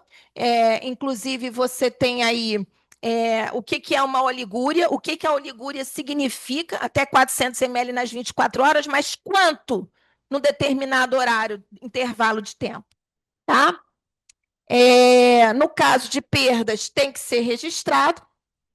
Usando fraldas, também tem que ter um padrão, normalmente aí descontando o seu peso, que é de 120 gramas, tá? Então, você pega, se está pesando 500 gramas, você tira 120, você tem 280, né? 380 de líquido eliminado naquela fralda, tá? Bom, o padrão vermelho, azul é a instituição que coloca, né? Se vai fazer a cada 2 horas, de hora em hora, de minutos em minutos. Normalmente, todos os documentos, pelas nossas resoluções de registro, tem que ter identificação, data, horário. Deve-se sempre anotar no momento que se realizou.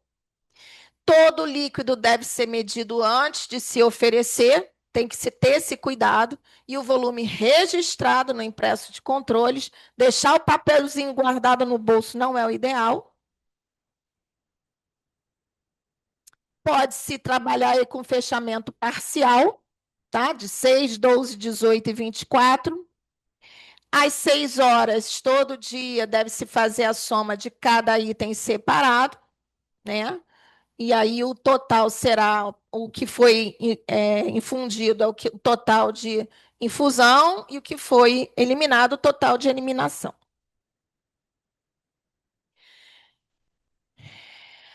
Bom, por via parenteral, vocês vão precisar colocar qual a solução, as medicações que foram administradas e quanto de diluição, para a gente poder saber quanto de soluto e solvente que entrou nesse elemento que foi contabilizado. No intramuscular, tá? Na hipodermóclise também. Nos concentrados aí, nos elementos sanguíneos, plasma, 1/3 do volume. No caso de via oral, pela boca, suco, água, pela sonda, tudo que foi usado para diluição e a lavagem também, né? A limpeza da sonda. Todas as soluções infundidas, então, a dieta, a medicação e os líquidos que foram usados para a lavagem. Pela gastrostomia também, anota-se tudo que foi feito de infusão, de medicações e de lavagem.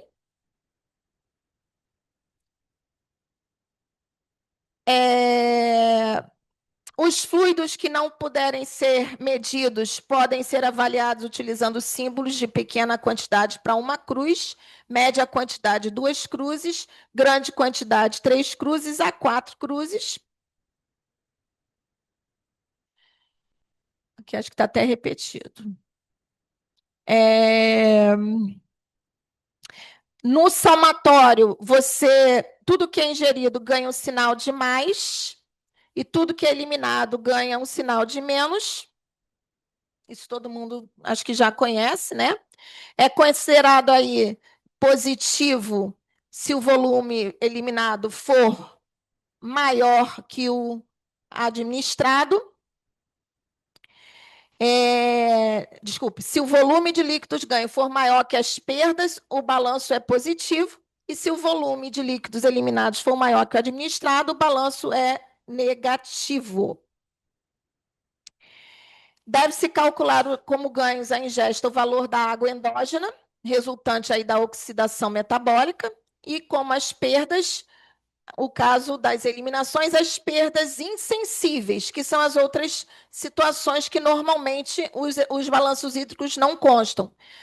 No caso, os ganhos da água endógena e as perdas insensíveis, que mais ou menos são calculados como 400 a 800 ml, respectivamente. Um padrão para as águas endógenas, que corpo do paciente normal adulto recebeu, e o quanto que houve de perdas insensíveis para um paciente com sinais vitais normais, ele tem 800 ml de perdas insensíveis, tá? Teoricamente, padronizando, cada instituição vai estar aqui trabalhando esses valores conforme o perfil do seu paciente, mas numa maneira geral, de água endógena, uma pessoa ganha 400, e de perdas insensíveis, 800.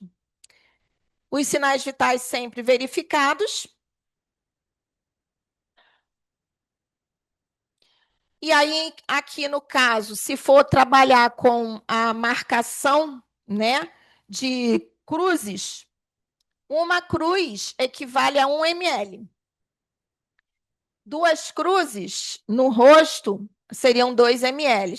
e assim sucessivamente. Difusa, a 3 cruzes, é uma sudorese difusa, mas não molha a roupa. 4 cruzes é uma sudorese que molha a roupa de cama. Eliminações como diurese, evacuações e expectoração. 2 cruzes, pequena quantidade. 3 cruzes, média quantidade. 4 cruzes, grande quantidade.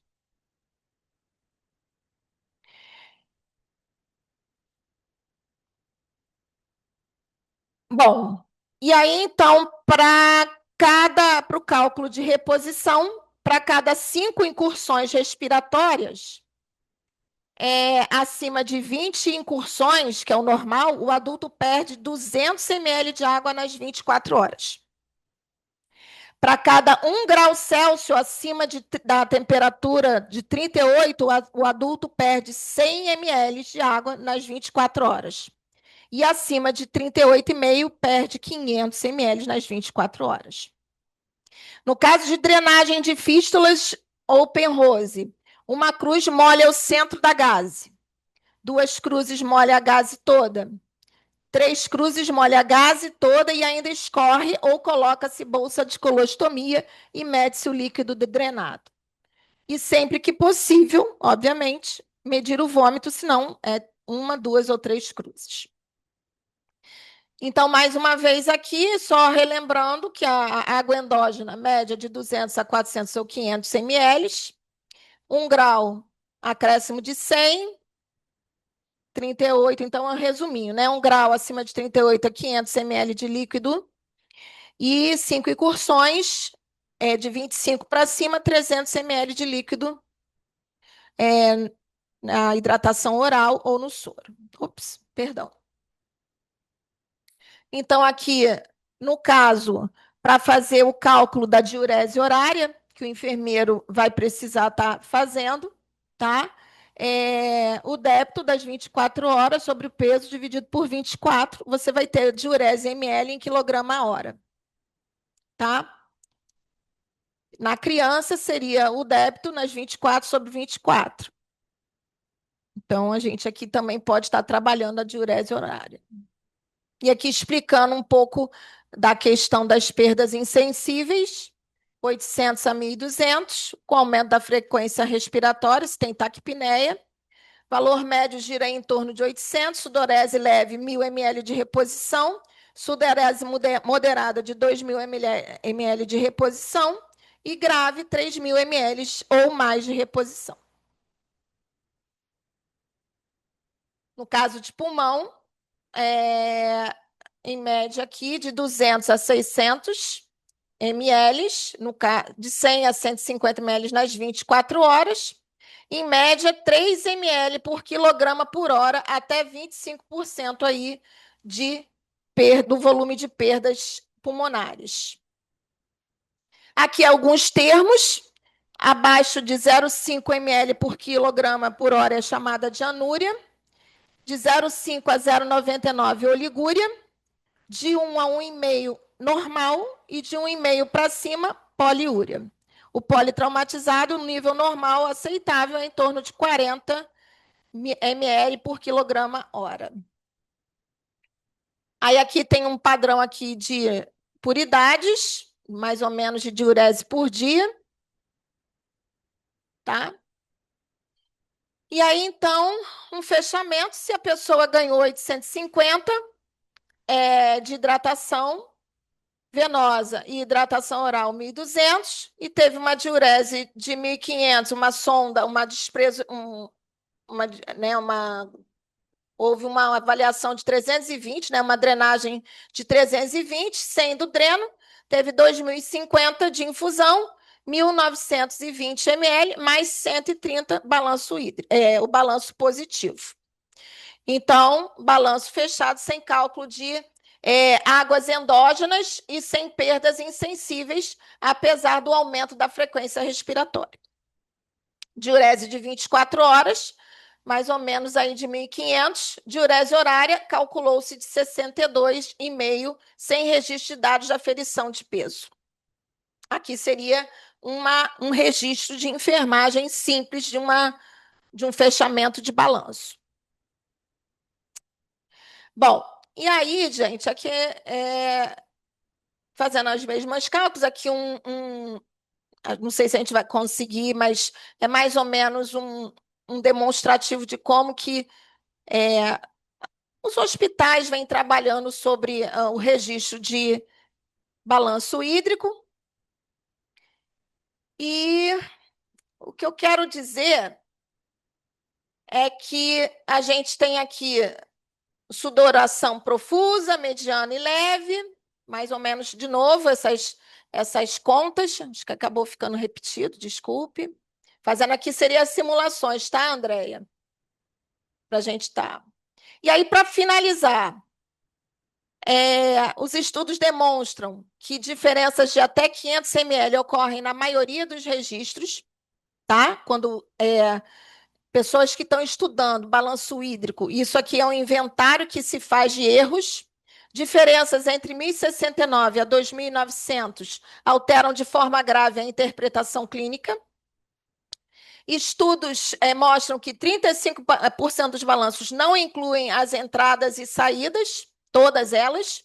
Os erros podem levar à administração inadequada de fármacos. A falta de anotações completas no cabeçalho, ausência de exudatos e registro em colunas incorretas prejudicam esse somatório. Impressos que não possuem campo para assinatura cheque dos profissionais, reduzindo a rastreabilidade. Não há clareza nos POPs de como registrar ausência ou presença de diurese, evacuação, sudorese ou perdas. Mais de 80% dos erros ocorreram nas entradas, no registro de entradas. Pacientes críticos recebem muitas drogas, aumentando o número de lançamento e riscos de falhas. Os erros se intensificam quando há mais de um sistema de drenagem. As perdas insensíveis não são registradas e, quando são registradas com uma constante sem comprovação institucional. Não há consenso entre fórmulas e métodos, nenhum mostra boa concordância com peso corporal. A pesagem é quase que inviável nos pacientes críticos.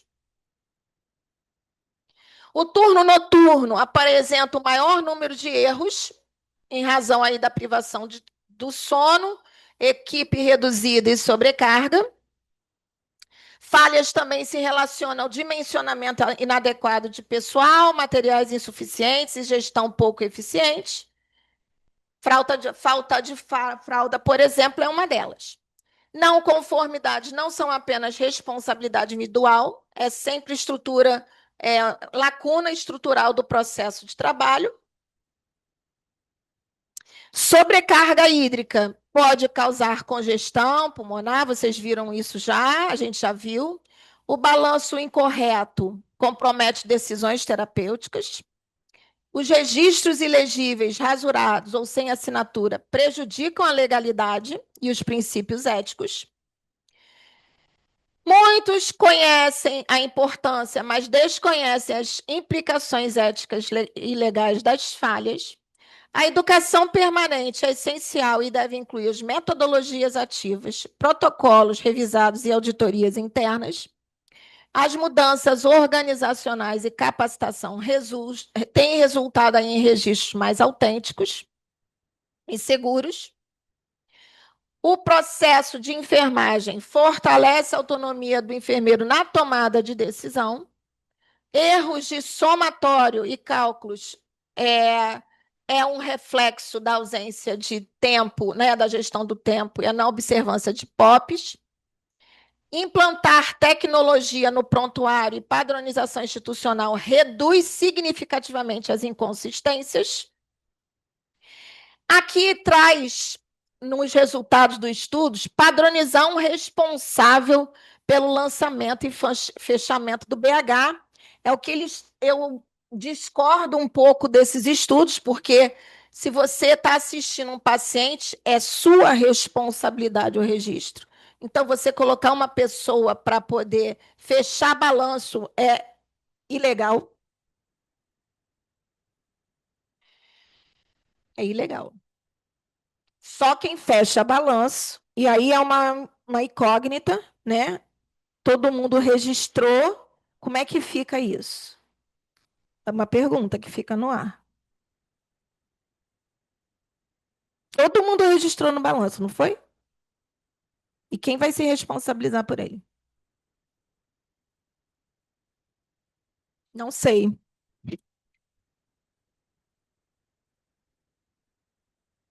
Esse cálculo de perdas insensíveis e águas endógenas é uma coisa que precisa ser de acordo com o perfil do paciente, essa padronização, mas elas precisam ser incluídas.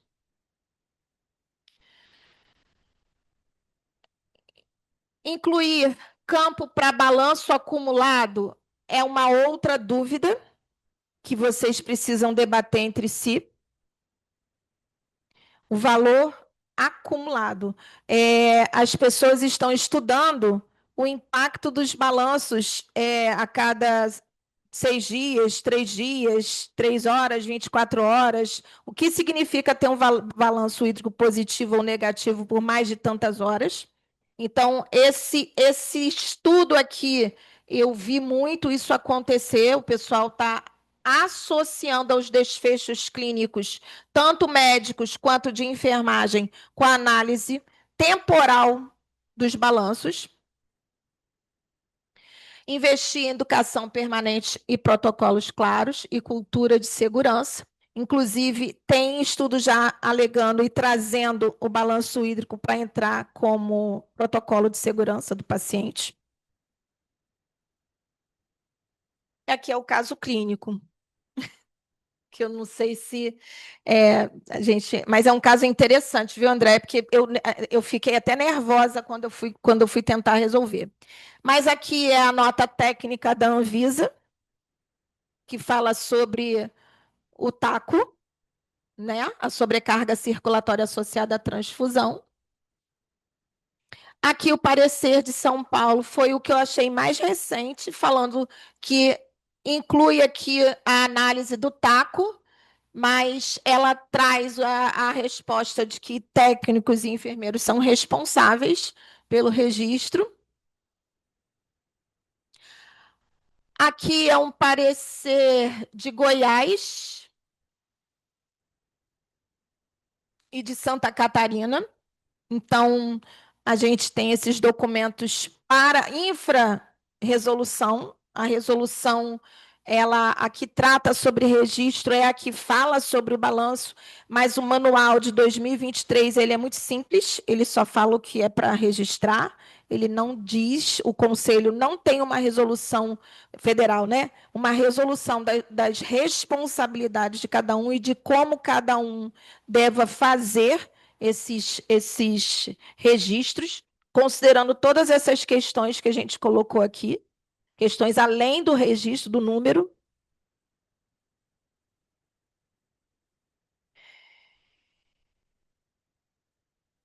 Aqui o guia de recomendação, né? Então está aqui o que eles falam, o que o COFEM traz, via quantidade prevista, aceita infundido, tipo, intercorrências, providências adotadas, observar sinais já nas arcas, anotar pressão e saída de líquidos, o que tem, que precisa conter. Então, é muito superficial mesmo. E aqui algumas referências. Eu não sei se a gente consegue entrar, eu só queria mostrar esse caso, Andréia. Consegue entrar no caso? Só para. Eu não vou. Eu vou só mostrar.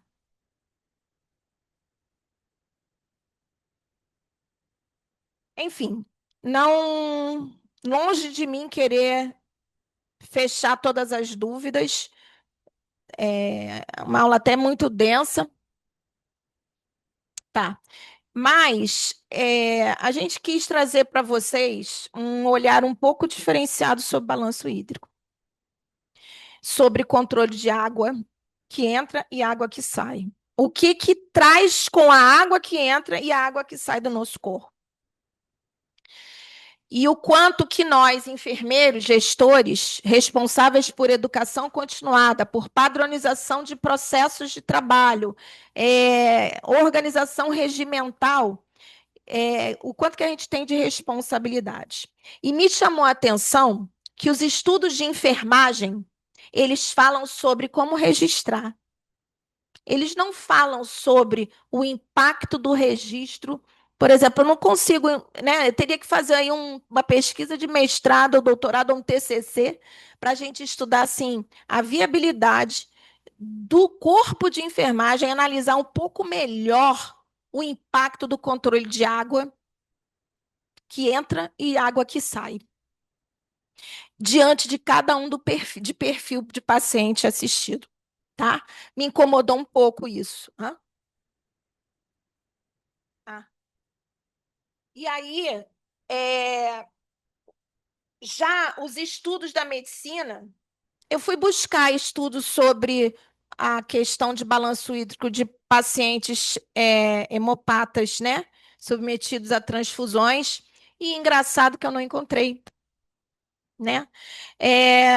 Protocolos também, eu também não encontrei POPs sobre isso.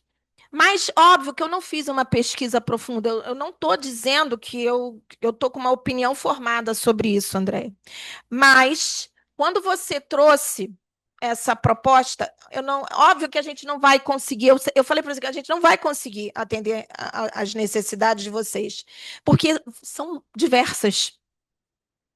Você por aqui, você viu quanta coisa que a pessoa precisa saber só por ela ter noção de que água precisa ser controlada. Mas eu preciso saber, por exemplo, olha só o problema, para os técnicos e para os enfermeiros, que eu, sinceramente, eu fiquei meio nervosa para resolver. Os alunos da sala de aula ficam assim, professora, quando eu dou balanço hídrico, eles ficam assim, o que é isso que a senhora está inventando? Bom, gente, que eu queria mostrar esse caso. Mas, na verdade, o caso não é com quanto que foi infundido ou quanto foi eliminado, mas as condições clínicas do paciente. Quanto que vocês teriam que calcular de águas endógenas e perdas insensíveis, o que precisaria considerar de cruzes e não cruzes, reposição, qual a sugestão de reposição volêmica que vocês precisariam estar atentos, porque prescrever é ato médico, mas é condição também, nós somos corresponsáveis aí das prescrições corretas ou não, né? E você, diante de um paciente com necessidades de água, de reposição hídrica, ou de decisão de iniciar um diurético, ou até mesmo uma terapia renal substitutiva, o enfermeiro precisa estar junto dessas decisões clínicas, tá? E, infelizmente, eu não vi isso na literatura. Eu tive que ir na literatura médica para a gente poder ver quando se decide iniciar uma TRS num paciente e tira ele do óbito. Um paciente em pós-operatório, né, com grandes movimentações fluidas. Qual é a sobrevida desse paciente quando ele recebe uma sobrecarga volêmica no pós-operatório em até 6 horas?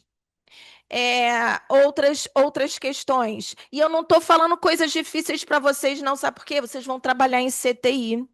Vocês vão trabalhar tá cheio de gente em TRS, cheio de técnico e sem enfermeiro supervisionando vocês.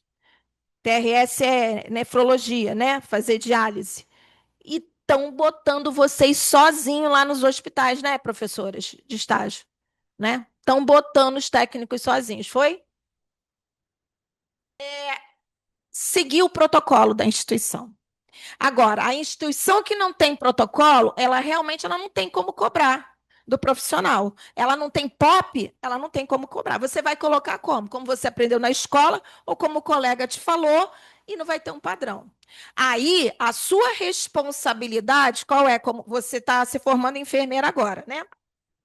Vamos chegar, a gente já sai daqui dessa aula, sabendo que não tem POP de BH, tem que fazer. Os nossos alunos lá na Uniswan, de enfermagem, no 7º período, eles fazem um projeto. E o projeto é construir protocolos ou POPs. né? E engraçado que nunca ninguém quis fazer BH. Todo mundo quer fazer. Agora, é muito legal. POP é uma coisa que tem que ter. Protocolo é autonomia de enfermeiro. Foi? Olha lá. Pode descer, por favor. Eu quero mostrar. É legal que vocês tirem. Pode descer, porque isso aqui é só o cálculo de águas endógenas em perdas. Aqui, a primeira etapa é calcular, no caso, as perdas insensíveis, que é o peso vezes 0,5 vezes número de horas que você está calculando. Aí a sudoração, se é profusa, mediana, pode baixar. E leve. A respiração, são as perdas insensíveis, né? Que a gente não mede. No caso, você falou para mim de um exudato, mas como é que você sabe quanto que um paciente está perdendo por 20 incursões, a partir de 20 incursões respiratórias? É isso, a partir de 38 de temperatura, entendeu? Então, vamos lá. Pode baixar. Aí, vamos lá. Paciente de 60 quilos. Calcule as perdas insensíveis nas 24 horas. Então, 60 quilos vezes 0,5 vezes 24, esse paciente perdeu 720. Então, você vai incluir no balanço hídrico 720 ml de perdas insensíveis. Tá? Vamos lá.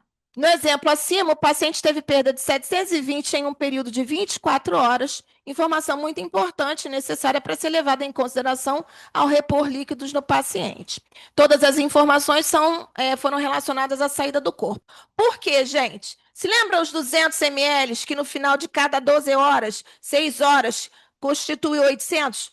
Olha aí, já não repôs as perdas insensíveis. Se eu já tenho uma pessoa com desequilíbrio de sistemas, automaticamente ele tem desequilíbrio hídrico e automaticamente eletrólito, hormonal, nutrientes, proteína. Olha aí, eu já, com esses 200 que eu joguei fora, que eu desprezei, eu já não repus as perdas insensíveis. E o próximo água metabólica. Não, desce, por favor, só para. A água metabólica, que é a entrada, ou seja, são as águas endógenas, né? Não sei se vocês lembram disso, ou se aprenderam isso nos cursos. Refere-se à água formada durante o processo de metabolismo. Lembra? Líquido intracelular, extracelular, intersticial, é isto. Oxidação, proteínas, carboidratos e gorduras. Nesse contexto, utilizando o caso clínico, podemos utilizar a seguinte regra: 0,5 vezes 24 menos 30. Então, a gente tem ali, podemos utilizar o mesmo exemplo acima do paciente de 60 quilos. Vamos calcular a água metabólica, ou as águas endógenas, né? 60 quilos vezes 0,5 vezes 24 horas menos 30. Agora, você já sabe quanto que esse paciente tem de água endógena, ou seja, quanto que ele tem de água dentro do corpo dele que você precisa, incluir o cálculo. Quando você inclui perdas insensíveis, automaticamente você tem que fazer o cálculo das águas endógenas, tá? Vamos lá? E aí, então, vamos lá. Caso 2. Paciente de 42 anos, 83 quilos, pós-cirúrgica, olha aí, de laparotomia, por peritonite apendicular.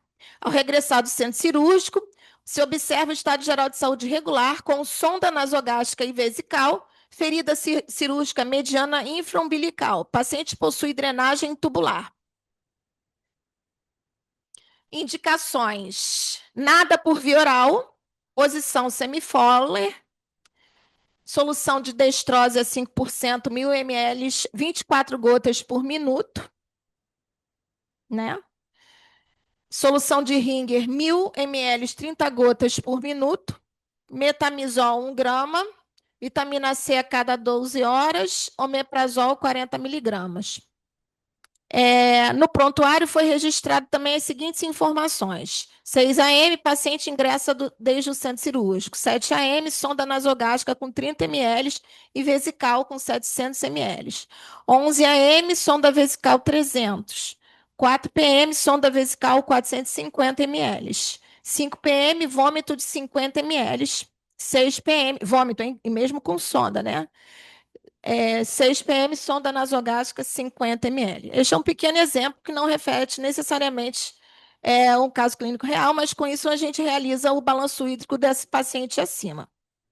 Então, vamos ver aí as indicações farmacológicas que necessitam das diluições. Então, a padronização, aquela tabelinha lá de metoninazol, aquele zol lá que apareceu, para quanto que é diluído? Isso é uma coisa que o pessoal lá, os alunos me perguntam muito. Como é que a gente faz? Qual o padrão de diluição desses fármacos, né?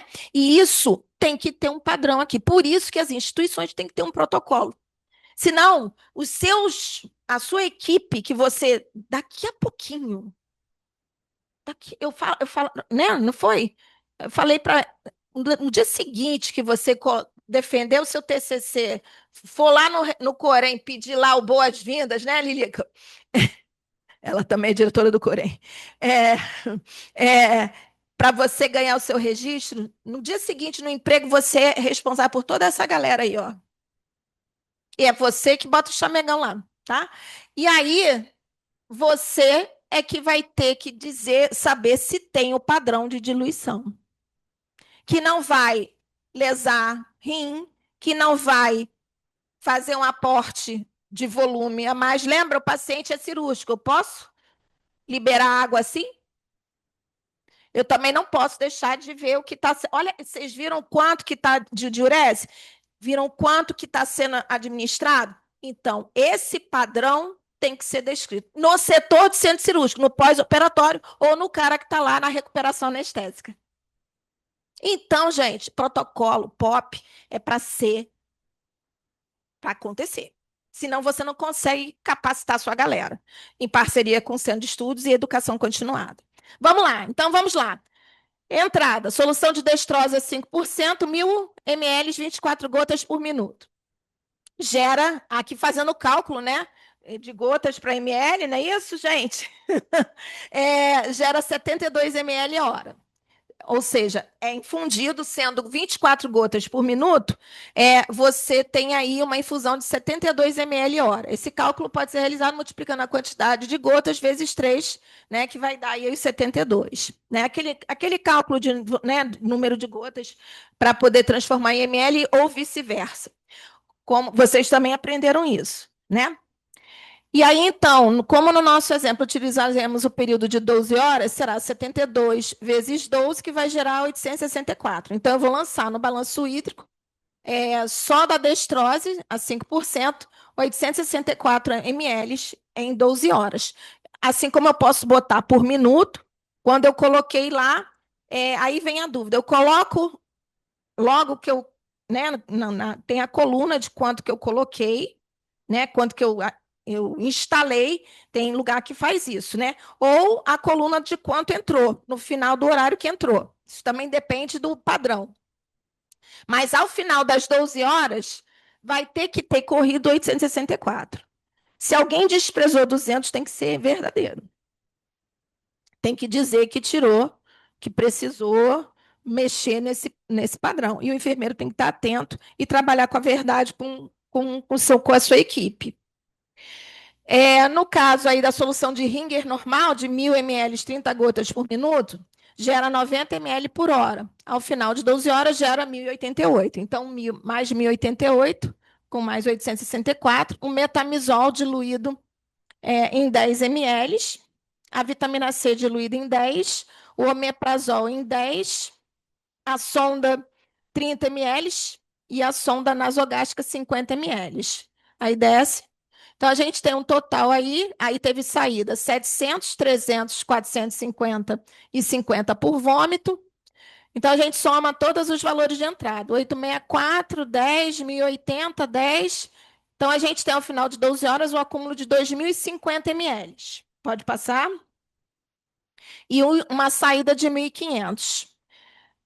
Somando aí as perdas insensíveis, aí fui calcular perdas insensíveis, 83 vezes 0,5 vezes 12, e as águas endógenas, 83 vezes 0,5 vezes 12 menos 30. Então, temos que agora agregar os respectivos valores. 2.054 mais 468 de quê? Águas endógenas. 1.500 mais as águas, as perdas insensíveis, 1.998. Ao final seria, então, 2.522 a entrada e 1.998 a saída, balanço hídrico positivo, considerando águas endógenas e perdas insensíveis, dando aí um balanço positivo de 524 ml.